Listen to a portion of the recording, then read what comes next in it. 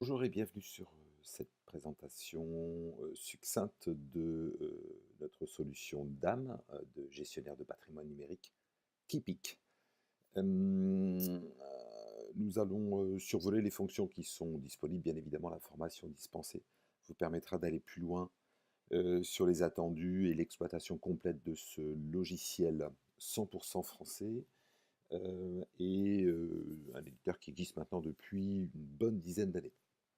Alors, à l'accueil de Keepic, une fois que j'ai décliné mon identité étant composée d'un nom et d'un mot de passe, va me permettre d'accéder à tout ou partie du patrimoine que vous avez décidé d'administrer et tout ou partie des fonctions que vous aurez décidé d'octroyer. Dans le cas présent, je me suis octroyé un maximum de fonctions afin de vous montrer les possibilités de Keepic, encore une fois. Donc tout cet écran est personnalisable. Il s'agit ici de disposer de petites zones qu'on appelle des widgets, de façon à favoriser la recherche, l'accès à des documents, l'accès aux dernières images qui ont été mises, et puis une zone qui peut être vue comme un kiosque pour mettre par exemple les dernières promotions, en tout cas votre propagande, sur les éléments sur lesquels vous voulez communiquer. J'ai une zone de recherche, on verra l'exploitation de la recherche tout à l'heure, façon Google, pour faire une recherche plus rapide sur la totalité des éléments qui sont à ma disposition. Alors ce que je vous propose, c'est d'aller dans le plan de classement. Dans le plan de classement, c'est toute l'arborescence que vous allez décider de mettre en œuvre. Cette arborescence n'a pas de limite, elle correspond à toutes vos organisations. On pourrait tout à fait considérer ici que chaque dossier correspond à une entité du groupe et je ne donnerai pour chaque groupe accès qu'à ce dossier. Alors, qu'est-ce qu'on retrouve dans Keepic? On retrouve évidemment des médias, alors au sens large du terme, puisque Keepic sait prendre en compte les catégories images, quel que soit leur format, quasiment toutes celles qui existent sur le marché du numérique, les vidéos, mais également les documents Office, hein, Excel, PowerPoint Word. Je vais donc effectivement pouvoir très facilement alimenter mon DAM à partir de l'extérieur, donc encore une fois, encore avec mes droits. Si je suis un extérieur que je n'ai pas le droit de voir ces visuels, j'arriverai dans une zone dite démilitarisée, de façon à ce que l'image soit téléchargée dans Keepic dans un endroit bien étanche et que l'administrateur système puisse ranger convenablement le média en y mettant les métadonnées correspondantes. Là, dans l'exemple, je vais aller chercher voilà, une image, arrive automatiquement un petit uploader, le fichier est en cours de traitement. Voilà. Je peux continuer à surfer hein, si j'ai des médias de façon importante, donc je peux les importer évidemment en masse. Et l'image ici est en cours de traitement, donc deux traitements sont opérés, la recherche des doublons et la recherche des personnalités. Alors c'est ce qu'on va voir sur les médias qui sont ici. Donc si je vais sur un fichier que j'ai préalablement téléchargé, j'ai une petite icône ici qui me permet d'identifier que le logiciel a détecté des visages. Donc ici, il me met le petit logo, 3 visages identifiés. Donc, je vais pouvoir identifier une personne de façon à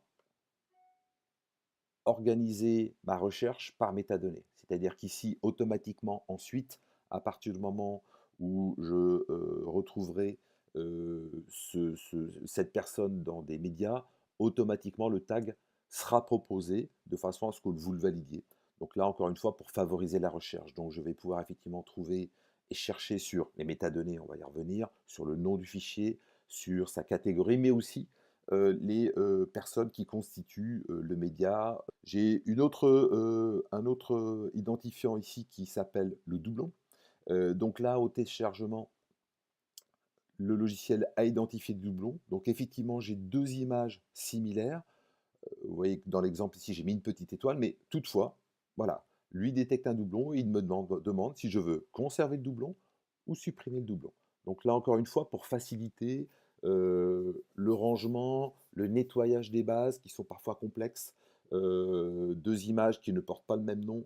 Donc là, effectivement, on va avoir un traitement assez radical sur ce genre de médias. Alors, ensuite, qu'est-ce qu'on va retrouver sur l'image? On va retrouver encore une fois des fonctionnalités qui sont accessibles parce que j'en ai les droits ici.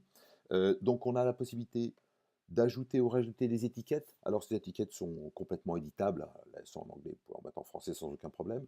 Et ça permet effectivement de mettre des statuts sur 2 images. Par exemple, en cours d'approbation, par exemple, en attente de validation des droits, que sais-je. Toutes ces étiquettes sont des facteurs de tri. Donc quand je chercherai par exemple toutes les images qui sont avec le statut archive, je les trouverai automatiquement. OK? Donc il me suffit de cliquer sur l'une ou l'autre, voilà. Et automatiquement, quand je vais sur l'image, il y a un petit déroulé automatique des étiquettes qui me permet encore une fois d'avoir visuellement, plutôt que d'ouvrir des fenêtres, une identification précise sur les éléments qui sont dans cette image. On va revenir sur les informations et la visualisation juste après. Je suis en mesure d'ajouter ces images dans un panier, d'accord? On y reviendra également tout à l'heure. Et je suis capable aussi de télécharger ce visuel. Et donc là, avec un petit mode qui peut être évidemment complètement administré, où là, je vais demander si c'est par exemple une communication interne, pouvoir rentrer un descriptif et puis télécharger. Donc soit en express, c'est-à-dire qu'effectivement, je vais télécharger par défaut la sélection avec le poids du téléchargement, ou soit un format personnalisé. Le format personnalisé va me permettre effectivement d'aller chercher soit les fichiers originaux, soit d'aller recadrer l'image, par exemple, de la flouter, etc. etc. Donc vous voyez qu'on a un large choix au niveau des personnalisations.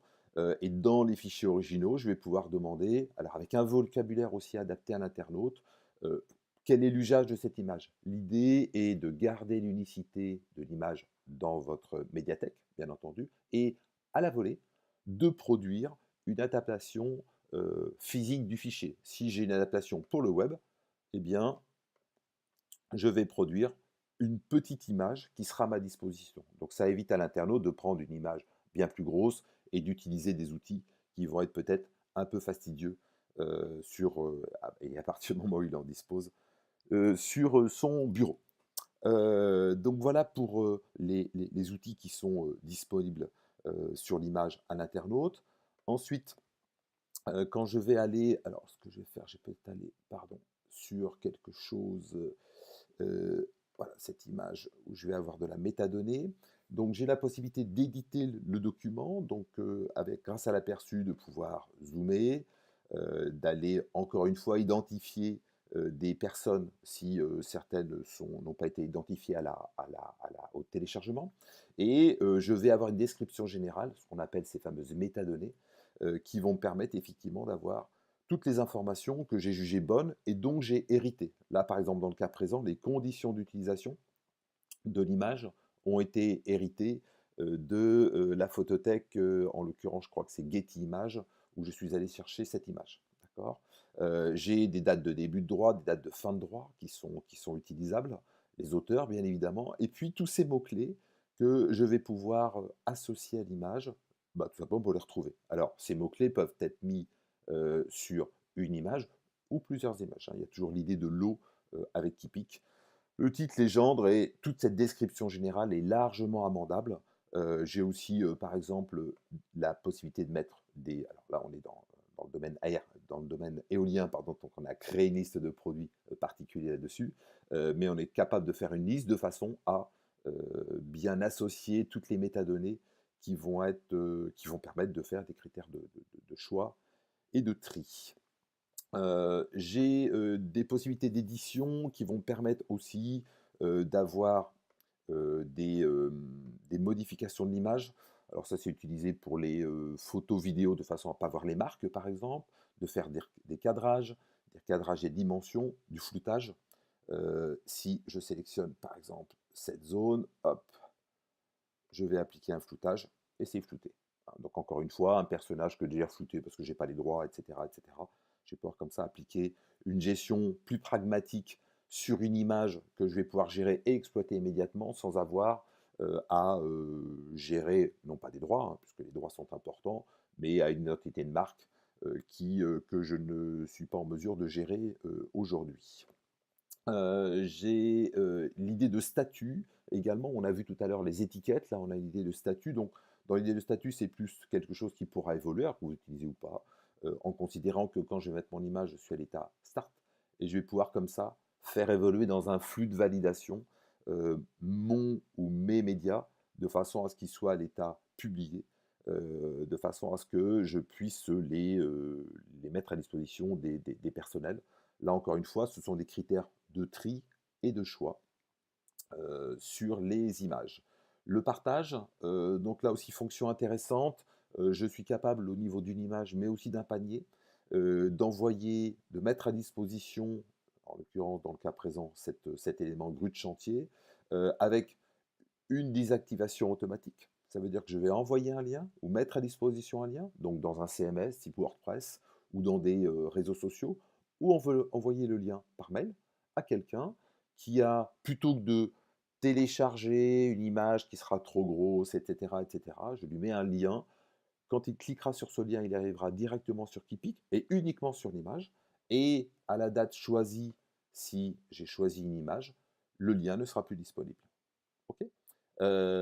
Donc là, on va vers le détail de l'image, c'est-à-dire qu'on peut accéder à l'image et ses métadonnées. Là, on va directement sur l'image et on n'accède pas aux métadonnées. Voilà la petite subtilité sur ce choix. Les associations, ça veut dire que nous sommes en mesure d'associer des images avec d'autres. Par exemple, avec une grue, avec une éolienne, si je trouve ça pertinent. Donc, c'est un peu l'idée qu'on retrouve sur l'e-commerce où j'ai des produits dits apparentés. Hein. Donc là, vous allez pouvoir gérer aussi cette association. L'historique me permet effectivement d'avoir une vue très très claire sur ce qui a été fait sur ce média, par qui, comment et où. D'alerter les utilisateurs. Alors ça, c'est intéressant parce que si quelqu'un a téléchargé l'image et que celle-ci est arrivée en fin de droit, je peux les alerter automatiquement, puisque je sais exactement ici qui l'a téléchargé. Et enfin, la géolocalisation, euh, ça va me permettre encore une fois de pouvoir adapter un lien, Le Havre, voilà, comme une métadonnée. D'accord. Donc à partir de ce moment-là, je vais pouvoir m'assurer que tous les fichiers qui ont une géolocalisation Le Havre-Normandie seront trouvés à partir de ma recherche. Ce que je vous propose, c'est de partir sur le panier. Donc ce panier, je vais pouvoir aller directement, alors un, je peux en créer autant que j'en veux, et deux, je vais pouvoir accéder à celui-ci. Alors j'ai toujours la possibilité, vous voyez, j'ai des petites choses supplémentaires qui me permettent, par exemple, d'avoir une petite zone de texte, hein, de façon à établir comme ça un échange par rapport à cette image. J'ai l'idée du like aussi, hein, qu'on a rajouté récemment parce qu'effectivement, ça permet d'avoir auprès de votre public des scores au niveau des images qui sont appréciées ou pas sur votre réseau. La possibilité de télécharger, d'effacer, alors bien entendu, de ce panier et non pas de la médiathèque. Et ensuite, les éléments du panier, les paramètres qui sont liés, encore une fois, donc je vais pouvoir mettre une description, un statut, et puis un partage collaboratif. C'est-à-dire que je peux, comme on l'a vu tout à l'heure au niveau d'une image, partager mon panier de façon à ce qu'il soit visible, téléchargeable, et faire pourquoi pas un partage public et emailing.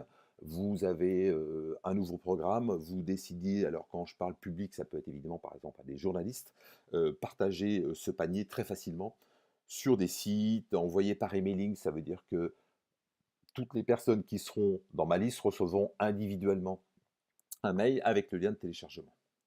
Voilà pour ce panier. Qu'est-ce que j'avais d'autre à dire? Eh bien, on peut parler de la recherche.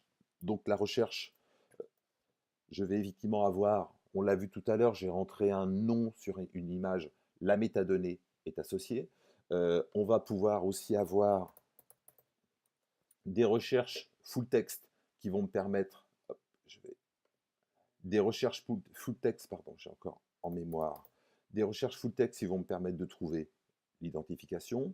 Je vais pouvoir aussi sélectionner le fait que je recherche uniquement sur le nom et pas en full text, c'est-à-dire que je mets un Word de 250 pages, tous les textes sont indexés de façon à ce que je puisse faire des recherches dessus.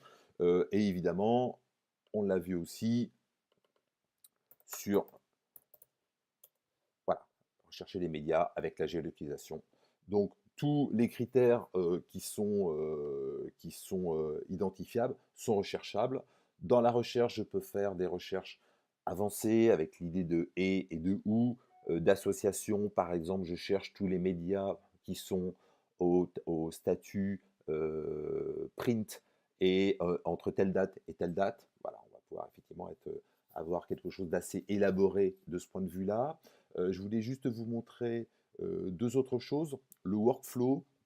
Donc le workflow, c'est quoi? C'est l'idée de pouvoir créer un scénario d'avancée par rapport à des médias.